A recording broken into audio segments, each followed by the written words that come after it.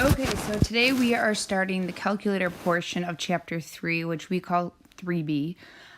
So I highly suggest that you open up a blank document so you can pause the video and then also have your calculator out so that you can pause the video and try to enter these in your calculator to make sure you're getting the same answer. Now, this lesson on exponential growth and decay, you learned this in Algebra 2, you learned it in Algebra 1, so this should probably be one of the easier lessons we've ever had. You do need to know the formulas, these formulas right here, we'll go through them, and what the variables represent. So, what we're talking about today, and we're doing this so that we can get onto carbon dating and more difficult things tomorrow, but we want you to know the basics. So we have exponential growth or decay. This is our basic formula right here. It's A equals P times 1 plus or minus, depending on the problem, if it's growth or decay, R to the T power. So things that you need to know is that A is the new amount. So A is your final amount that you're going to have after T years. P stands for principal, which just means your original amount. R is your rate written as a decimal. T is time, most often in years. And then N is number of compoundings per year. And also the word per annum means per year. Now, in that first equation, there was no N because there was no compounding. So the next formula is compound interest formula. You're going to use this if it uses the word compound in it and it says something like compounded monthly. Compounded monthly means 12 times per year. So N would be 12. If it said compounded daily, 365. Compounded semi-annually, that's a 2. So you just have to read the problem and see what it says. And then last but not least, there's compounding continuously formula. The compounding continuous formula is if it in the problem says compounded continuously. This is the formula we're going to end up using the most throughout this chapter. It's also referred to as the PERT formula because it looks like the made-up word PERT. So A equals P times E to the R times T. Okay, so let's get started here. It says your car is currently worth $8,000 and is depreciating at a rate of 15% each year. So first off, you have to see that it's depreciating. So that is minus, that's negative, that's decay. That's not going to change between A and B. You have your initial amount. Your car's worth $8,000 and it's depreciating at a rate of 15%. You have your rate. So the only thing that we're missing from from this beginning part is the time. So if you look at A and B, that's what's the only thing that should be changing between the problem. The word compounding is not used in this, so we will not be using the compounding formula. You can either put Y equals or A equals. A equals your initial amount, which is $8,000, times 1 depreciating minus rate, 15% written as the decimal is 0.15. How much will it be worth in 3 years? Time 3. All right, go ahead and pause the video and put that in your calculator. If you put it in your calculator correctly with the parentheses, then you should have the answer of exactly $4,913. All right, next one. How much was your car worth 4 years ago? Notice the only thing that's changing is time. 4 years ago is negative 4 years. Nothing else should be changing. A equals 8,000 times 1 minus 0.15. Notice nothing changed in that part. Time is negative 4. Go ahead and pause the video. Actually, before you do that, really quickly, a shortcut is if you hit second enter on your calculator, this equation will pop up again and you can just change the 3 to a negative 4. Or if you have a TI-83CE, the colored calculator, or 84CE, you can just scroll up to it and change it to a negative 4. All right, so this one does not give us an exact amount. It has a decimal that never ends on the end of it. This is money. Money is always rounded to the nearest cent. So your answer is $15,325.19. Okay. Next problem. It says, oops, that's not 19, it's 49. My bad. Okay, the next problem here. It says the population of a town is in 1995 was 10,000, has been growing at a rate of 2.5% each year. So growing, so this one's going to have a plus sign in it. Here's our percentage. Here is our initial amount. What's the population in 1990? Okay, so let's write our equation. A equals initial amount, 10,000, times 1 growing, so plus 2.5% written as a decimal, which is 0.025, to the, now I need my time. So the population in 1995 was 10,000. In 1990, that's 5 years previous. So t is -5. Go ahead and put that in your calculator. Now, this is not money. These are people. We truncate our answer to the nearest person. What does that mean? It doesn't mean that we round up. So if you got 8838 people as your final answer, which you should get, it doesn't matter what the decimal is after that 8 on your calculator. If it's a 0.1, it's still an 8. If it's a 0.9, it's still an 8 because you don't get an extra person from that no matter what. All right, next one right here. What will the population be in 2025? This is 30 years after 1995. So A equals 10,000 times 1 plus 0.025 to the 30th power. Put that in your calculator. Once again, truncate your answer. 20,975 people. All right, so one thing that people will tend to do is they will not write the equation. We think the equation is more important than the final answer. So make sure you're writing an equation. An equation has an equal sign in it, and not just writing final answers. All right, the next set here has to do with purchasing a car. And the bank gave 3 different options. So it says Colleen and Bill have just purchased a 2017 Corvette Stingray for $55,000. They put $5,000 down and take out a 60-month loan on the remaining balance. The dealer offers them 3 interest options on the loan. So the dealer says that you could either have an interest rate of 11.75 and we'll compound it every year. That's once per year, so that's not compounding it at all technically. 11.25% interest rate compounded continuously. 11.5% interest rate per year compounded monthly. And then the final question is what's the best option and which results in the least interest on the loan. So that is the best option. So it's just rewording the question in a different way. Okay, so I need my initial amount. How much is Colleen and Bill borrowing from the bank? Not $55,000. They had $5,000 in cash. So they're really only borrowing $50,000. Second thing is they're taking out a 60-month loan. What's your time? Time is not 60 because that would represent 60 years. So 60 divided by 12 is 5. So this is a 5-year loan. Okay, so let's go ahead and write our equation for each, and then I'll plug them in my calculator last. So let's just go through and write our equation for each one. A equals 50,000. All right, so this one is compounded per year. If it's compounded per year, it's not compounded at all. So 1 is interest, so it's accruing it, meaning that you're getting, you're adding to how much you're going to end up paying. 11.75 is 0.1175. For 5 years. All right, let's write B's equation here. A equals initial amount, 50,000. This is 11.5% interest compounded monthly.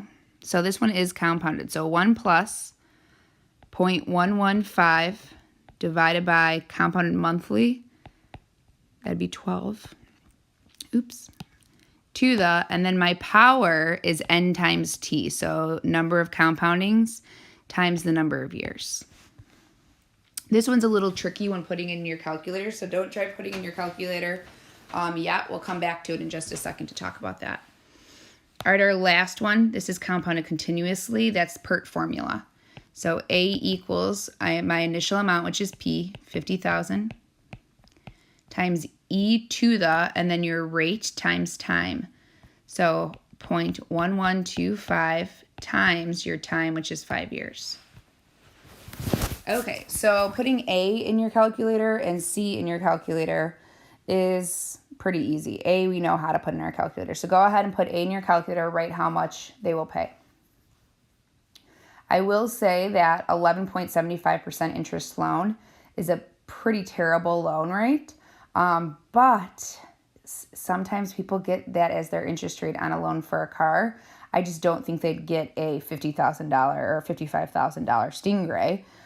They wouldn't get approved for it, but if your credit's bad, you could have like a 25% interest rate, which is ridiculous. But if you have a really good credit score, then your interest rate is probably closer to 3 or 4%. Okay, so this one here, they would pay $87,138.02. All right, the next one, which is not B, we'll do that in a second. Let's talk about C. So you have to type in 50,000. Now you have to find the E button on your calculator.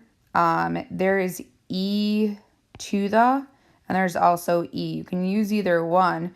If you choose this one, then you have to do to the. It is second natural log is the easiest place to find it because that's what the inverse is. And then go ahead and type 0.1125 times 5. And if you typed it correctly, you have $87,752.73. Okay. Next one right here, B. We have 50,000 times 1 plus. So this is the thing about this one is you have to make sure when you put it in your calculator that your calculator does what you want it to do. So realize that we don't want it to do 1 plus 0.115 divided by 12. We want it to do 1 plus and then this math right here. So you're going to need an extra set of parentheses there. And then the other thing is that 12 times 5, we can do that mental math. That's 60. We don't want, otherwise we need parentheses wrapped around it also. So I just do the mental math. So go ahead and try typing this. 50,000 parentheses 1 plus parentheses 0.115 divided by 12, close the parentheses to the 60th power, and then hit enter. If you're getting $88,613.59, then you typed it correctly. If you are not typing correctly, if you're having a hard time getting that, send me a message. I'll make a quick video of just what it should look like on your calculator. It'll be a 30-second video. All right, looking at these, you want to see which one's the best. Option A is obviously the best here because you're going to end up paying the least amount of money for the exact same car no matter what. Okay, next one here, it says which of the two rates yields a larger amount after 2 years? A 7% compounded quarterly or 6.7% compounded monthly. So here what you should notice is that they didn't give us an initial amount to start with. So what you have to do is you just have to pick amount so that you can test it. So what amount am I going to pick? I'm going to pick $100. So there's option A and option B, I'll call them. Oops, this is optimum, but whatever. Option B. Okay, how come I feel like option looks weird, but it's not. Okay, so here's what I'm choosing I'm choosing a principal rate of $100. If I chose 1,000, obviously it would just give me a larger amount, but I'd still be able to compare the two. So initial amount of 100.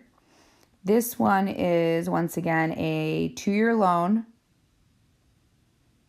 7%. Oh, sorry, this is not a loan. So this is how much, if you put your money into a bank, which one would be better? It's going to be in there for 2 years, and this is 7% compounded quarterly. So 1 plus 7% is 0.07. It's compounded 4 times per year, and then 4 times 2 years as my exponent. For B, I have A equals. I'm still going to use the same initial amount. This one is compounded monthly, 6.7%. So 1 plus 0.067 divided by 12 to the 12 times 2 power.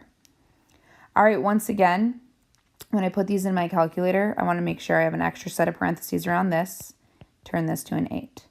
Extra parentheses around this, change this to a 24. Go ahead and pause the video and put each in your calculator. Here you should get 114.89. Here you should get 114.30. So which would anyone rather have? The one that's going to give them more of a yield. So option A is my answer.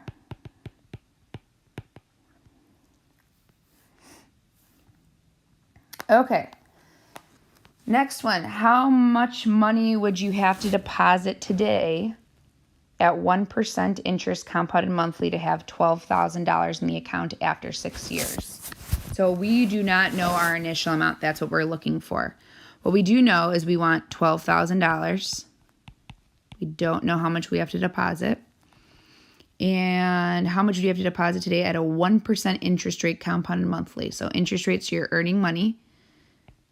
0.01 is your rate. Compounded monthly is divided by 12. And then my exponent, 12 times 6 years. So first thing I can do is change this to a 72 right away. Also, I'm going to stick this in an extra set of parentheses. All right, I have to get the variable p by itself. It's p times this. How do I undo multiplication? Division. So I'm going to divide both sides by 1 plus 0.01 divided by 12 to the 72nd power.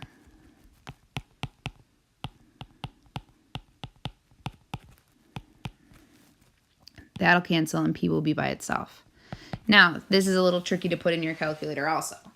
So you can either put this in parentheses also and then hit divided by that in parentheses, or I think it's an easier way to say, okay, what's so complicated about this? The denominator. So type the denominator first. Go ahead, try it. All right, you're going to get an ugly decimal. I don't know what it is. Don't really care. But now I have to do 12,000 divided by, and then hit second answer. Remember that second, the little negative sign. If you typed it correctly, you should get the answer of, you need to deposit $11,301.46 today.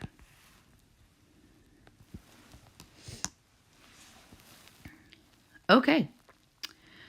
Next one, the population of Blacksburg, Virginia is 15,000. These are people now, so remember our rounding is going to be different. It is growing at a rate of 2% each year. How many years will it take for the population to triple? Round to the nearest thousandth.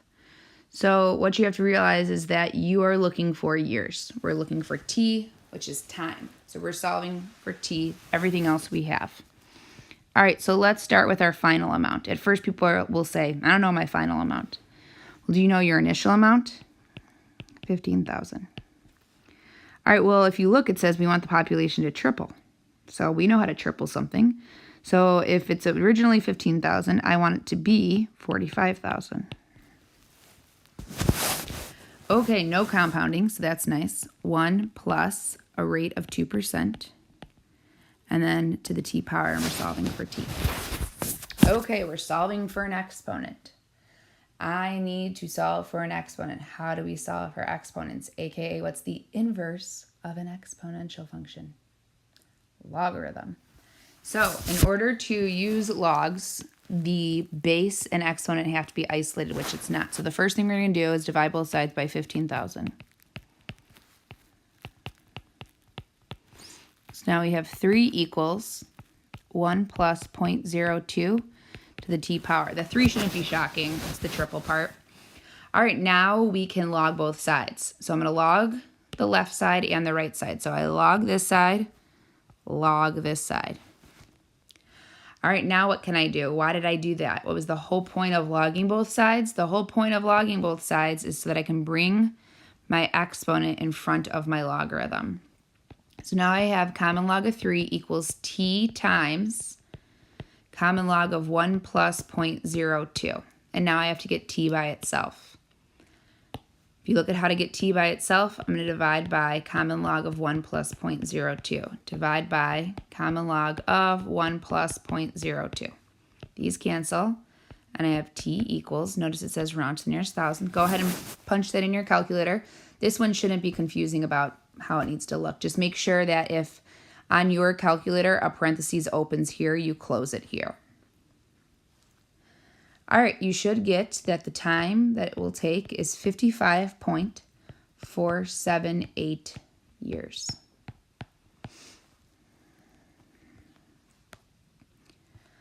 All right, almost done here. We only got 3 more problems left. Next one. How long does it take for an investment to double in value if it is invested at 8% per year, per annum just means per year, compounded monthly, round to the nearest amount? First question, did I give you an initial amount? No. So, P. Did I give you a final amount? Well, I didn't give you a number, but I told you I wanted to double. 2P. All right, so now I can write the rest of my problem. 1 plus, because this is interest. I gave you 8% interest rate. I want it compounded monthly. For how many years? How long will it take? So I'm looking for t, right? Okay, so now I have to solve for t. All right, once again, t isn't in my exponent, so I have to get my base and the exponent by itself. So I'm going to start by dividing both sides by p. 2 equals 1 plus 0.08 divided by 12 to the 12t power. All right, now remember I'm solving for an exponent, so I'm going to log both sides. I left a little room there on purpose. And then also remember I can take that 12t and write it in front of this logarithm. So now I have common log of 2 equals 12 times t times common log of 1 plus 0.08 divided by 12. All right, now I need to get t by itself. So I need to get t by itself. I'm going to divide by 12 and also divide by log of 1 plus 0.08 divided by 12. Divide by 12, but also divide by log of 1 plus 0.08 divided by 12. These 12s cancel, these logs cancel, so you can see that you do get t by itself. Once again, we have something super messy that we have to type in our calculator, so I suggest typing this first. Then typing log 2, make sure if a parentheses opens, you close it, divided by second answer. If you did that correctly, you should have 8.693 years. Once again, if you're having trouble getting an answer in your calculator, but you understand all the math behind it, just send me a quick email and I'll make a quick video on how to type it or how I would type it. Okay, 2 more here. So both of these, if you read them, are solving for your rate. So we're solving for R on these.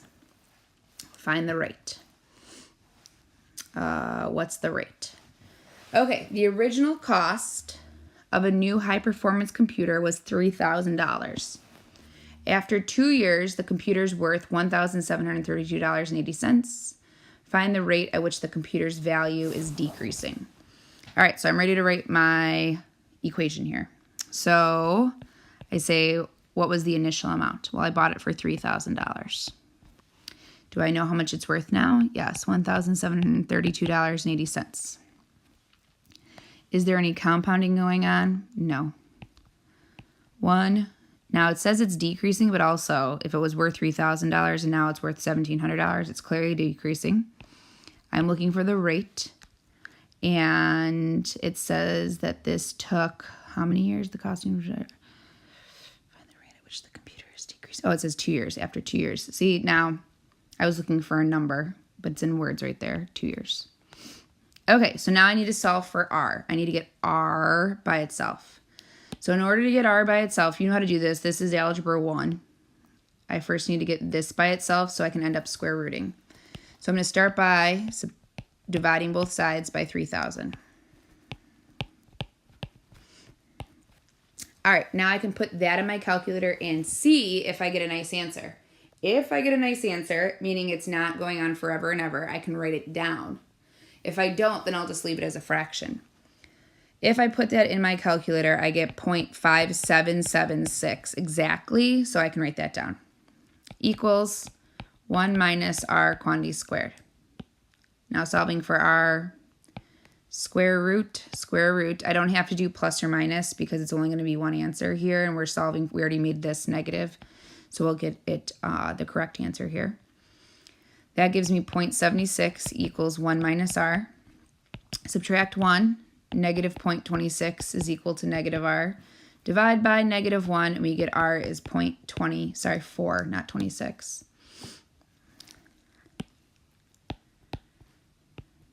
We get r is 0.24. What percentage is that? 24%. All right, last one. What rate is needed to double $5,000? So I know my initial amount is $5,000. My final amount, $10,000, because I want to double it. If the interest is compounded continuously. So compounded continuously, remember I use PERT. P times e to the RT. So e to the r, which I'm looking for a rate, times t, which is 15.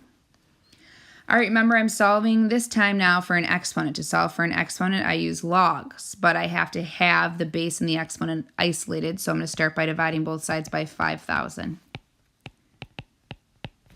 I have 2 equals e to the 15r. All right, now I want to log both sides, but since it's a base of e, instead of logging both sides, I'm going to natural log both sides. If you log both sides, you'll get the same answer, but you're going to see that nicer things happen if you natural log both sides. So I'll natural log this side. I have natural log of e to the 15r, but I can bring the 15r in front. Now, what's nice about this is that it's just less work because what's the natural log of e? It's asking you e to what power is e? 1. So now to get r by itself, all I have to do is divide by 15. I can pick up my calculator. This time I'm hitting natural log 2. If a parenthesis is open before that 2, make sure you close it. Divide it by 15.